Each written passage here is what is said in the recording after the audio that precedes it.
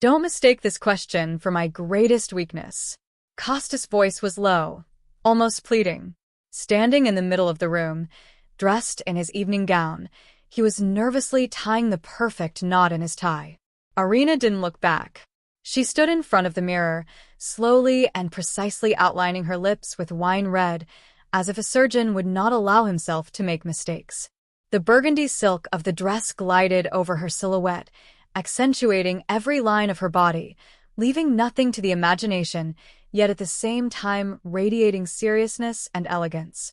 It was a dress for a woman who knew her worth. I came in this dress not as a woman, but as a fighter. What do you find wrong with it, Costas? She asked calmly.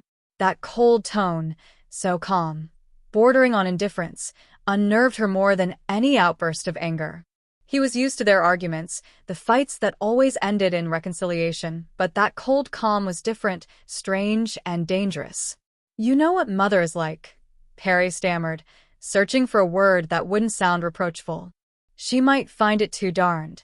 Arina wiped off her lipstick, placed it on the table, and slowly turned away. A faint smile appeared on her lips, hard as ice. If I wore a veil, your mother would consider it darned too. Or, have you forgotten that call to Aunt Galia? When she mumbled, not so softly that you couldn't hear me flirting with a neighbor, Macario, an 82-year-old man who can barely distinguish between the postman and his own shadow. Kostya shuddered as if he'd been slapped. He remembered the scene vividly, when his mother was dripping poison from the kitchen while he pretended to look for his keys in the hallway.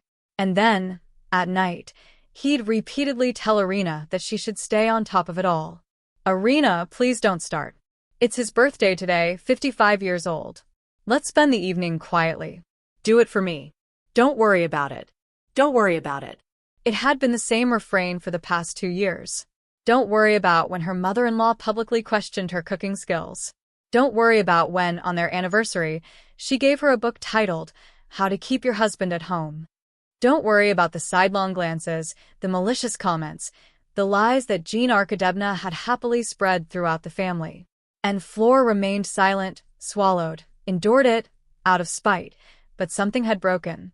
Maybe a month ago, maybe a week ago, or maybe that very morning, when she saw herself in the mirror in that dress, she realized that she couldn't take it anymore, that she couldn't be any more patient, understanding, strong.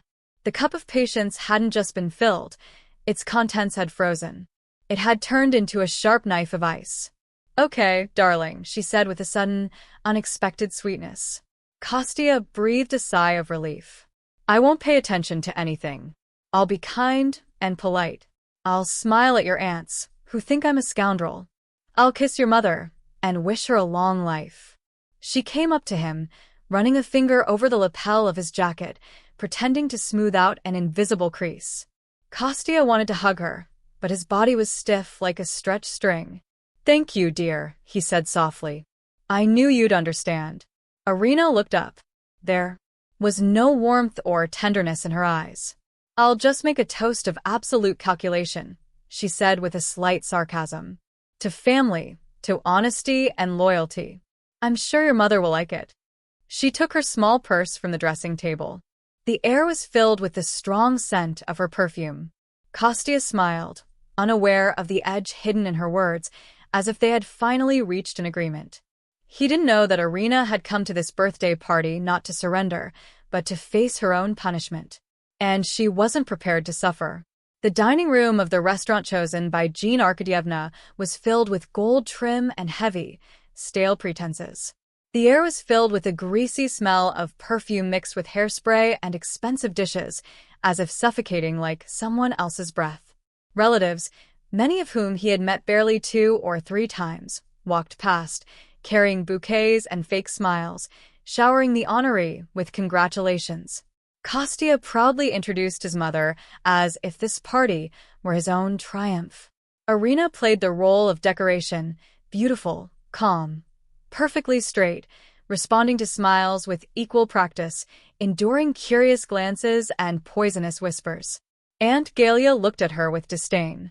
It wasn't her eyes, but her charm that broke me from within. And what she whispered into her neighbor's ear was nothing but a poison that killed me every moment. Kostia's cousin's wife, after examining him from top to bottom, clung even more to her husband, as if to shield him from her presence. Her mother-in-law's poison had taken effect. Arina was strange, dangerous, a woman of dubious reputation, tolerated only because she was Kostia's wife, and he, her husband, her supposed protector, pretended to see nothing. Busy trying to shine like a perfect sun, maintaining the happy family decor his mother had so painstakingly created. After the third course, a burly man appointed to liven up the evening slammed his palm down on the microphone, demanding silence.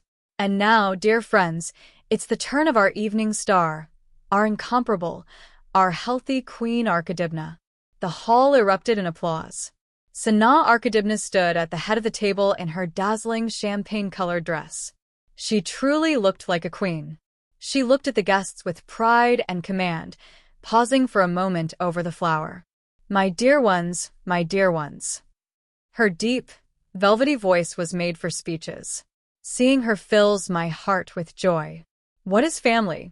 Family is our fortress. That quiet harbor where you are always understood and accepted. But every fortress is built on a solid foundation.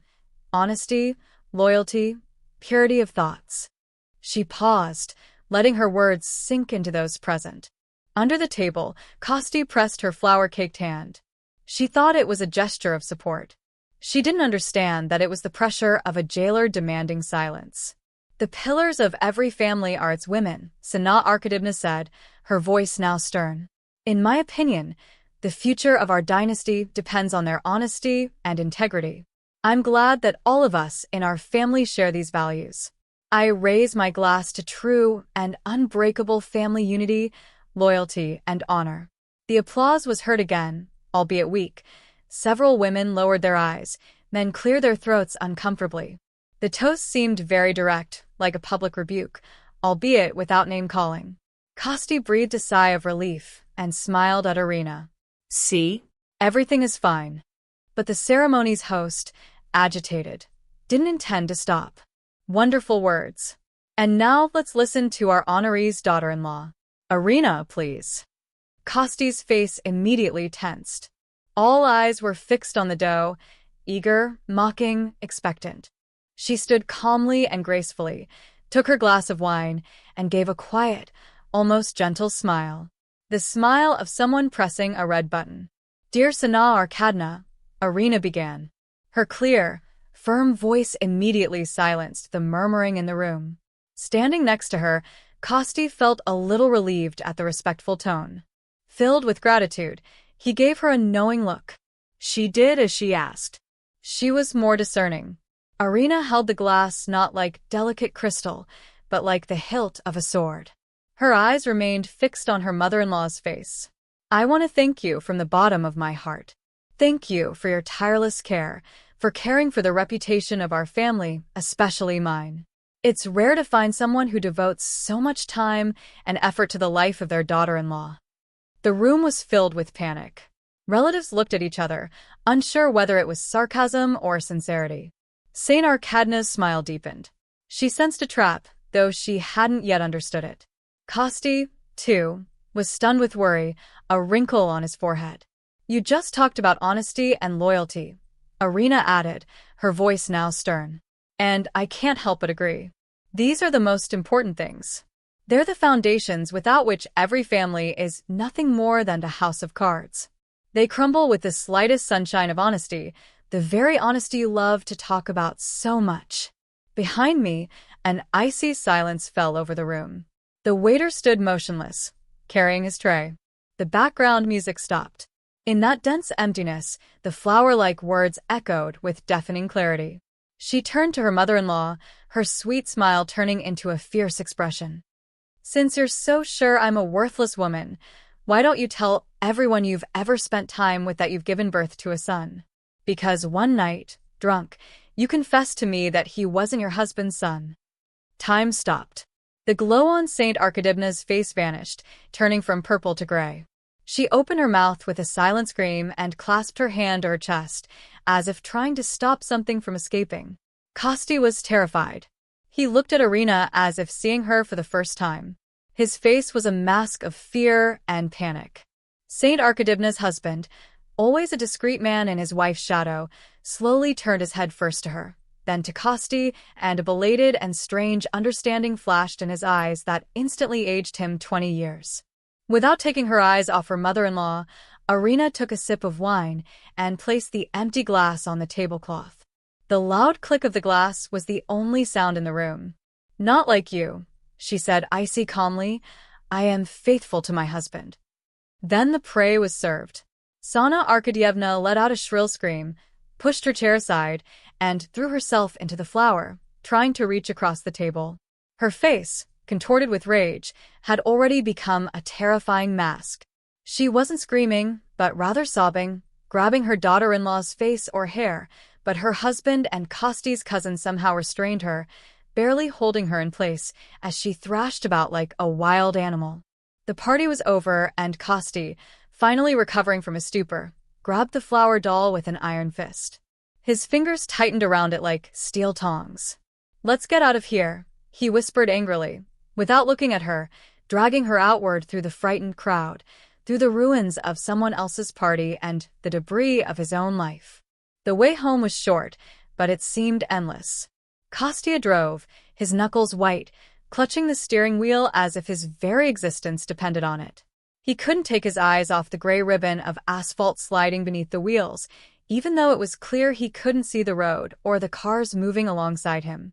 His entire world was reduced to the thick, suffocating silence inside the car. Sitting in the passenger seat, Arina stared out the window at the flickering lights of the night city. She felt no guilt or remorse, only emptiness and a strange physical relief, as if she had finally freed herself from the unbearable burden she had carried on her shoulders for years. The silence was more terrifying than any scream, for it left no room for argument or excuse. It was the silence of two strangers traveling in the same car, in the same direction, driven by inertia. Reaching home, Kostya turned the engine off but didn't rush to get out. He remained motionless, his gaze fixed on a point ahead. "Are you satisfied?" he finally said, his voice dull and hollow, as if from a deep well. It wasn't a question, but a statement. Arina slowly turned her head toward him. For the first time all evening, she looked at him intently, her face pale, a bitterness tugging at the corners of her lips, a faded gleam in her eyes.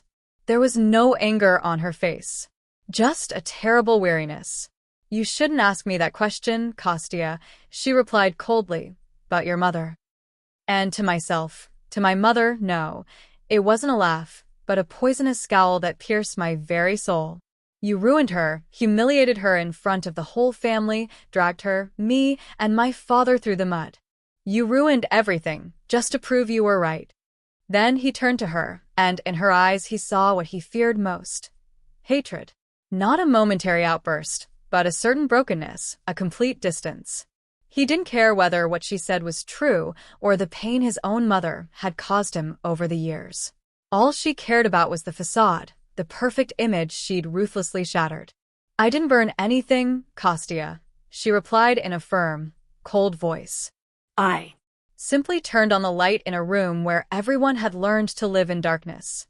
You didn't like what you saw, but that's not my fault." Each word was a deliberate, sharp attack. She didn't accuse him. Right there, in that cramped room, where the smell of leather and her perfume lingered, she dissected her dead marriage. "Not once in all these years have you tried to defend me. She always told me to be quiet, patient, and sacrifice. You buried your head in the sand while your mother slowly crushed me. You chose the easy way out. Today you did it again. You pushed me away from the table, not to protect me from her, but to protect her from the truth. She's my mother," she repeated as if that sentence were a universal justification. "Yes, she's your mother," Arina replied calmly. "And I was your wife, but you let her ruin us. I kept quiet for years for you.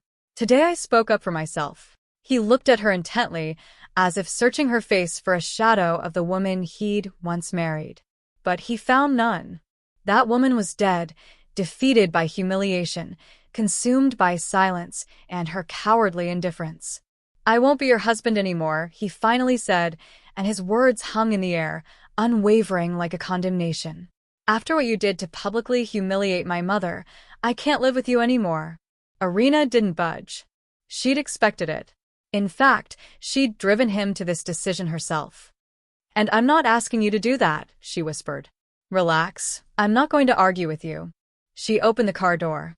The fresh night air swept away the last traces of their shared life. She left without looking back and walked towards the entrance. Kostya remained seated, watching her until she disappeared behind the door. He did not follow her. He was left alone in front of the ruins in the ash desert where nothing will grow again. If this story affected you, subscribe to not miss the next ones and be sure to leave your opinion in the comments. We are always interested in hearing your thoughts. And to yourself, to your mother, he said with a dry, almost cruel laugh. You ruined her. You humiliated her in front of the whole family. You dragged us through the mud. Just so you could prove you were right. Then his eyes lifted to hers, and Arina saw what she had feared for years. Hatred. It wasn't a momentary anger, but a permanent rift, a gap that could no longer be filled. He didn't care that she had told the truth, nor the pain her mother had caused her over the years. All that mattered to him was the facade, the perfect image, which he had shattered in a single blow. I didn't burn anything, Kostya, Arina said in a cold, firm voice. I simply turned on the light in the room where you all learned to live in darkness. You didn't like what you saw, but that's not my fault. Every word was a measured wound. He didn't accuse, he simply laid out the truth. In that cramped room, where the smell of leather and layers of her perfume mingled, she buried her dead marriage. Not once in all these years have you defended me. You always told me to keep quiet, to endure, to sacrifice. You buried your head in the sand while your mother slowly broke me. And today you did the same. You chose to save her, not me. She's my mother, Kostya repeated, as if it were a final plea. Yes, Arina said calmly. She's your mother. And I was your wife. But you let her destroy us. I kept quiet for years, but today I spoke up for myself. He looked at her, as if searching for some trace of the woman he had married. But there was nothing left. That woman was dead, in the fire of humiliation and her indifference. I will no longer be your husband, Kostya said. His words hung heavy in the air, a final condemnation. You publicly humiliated my mother. We can no longer be together. Arina didn't even blink. She knew this end. In fact, she had driven him to this point. And I'm not asking you to stop, she whispered. Relax, I won't argue. He opened the car door. The cool night breeze swept in, sweeping away the last vestiges of their shared life. She got out without looking back and walked toward the entrance. Kostya remained seated, staring until her shadow disappeared beyond the door. He didn't follow her. He was left alone in a desert of ashes, among ruins, where nothing would ever grow. If this story touched you, subscribe to never miss the next ones and be sure to leave your thoughts in the comments.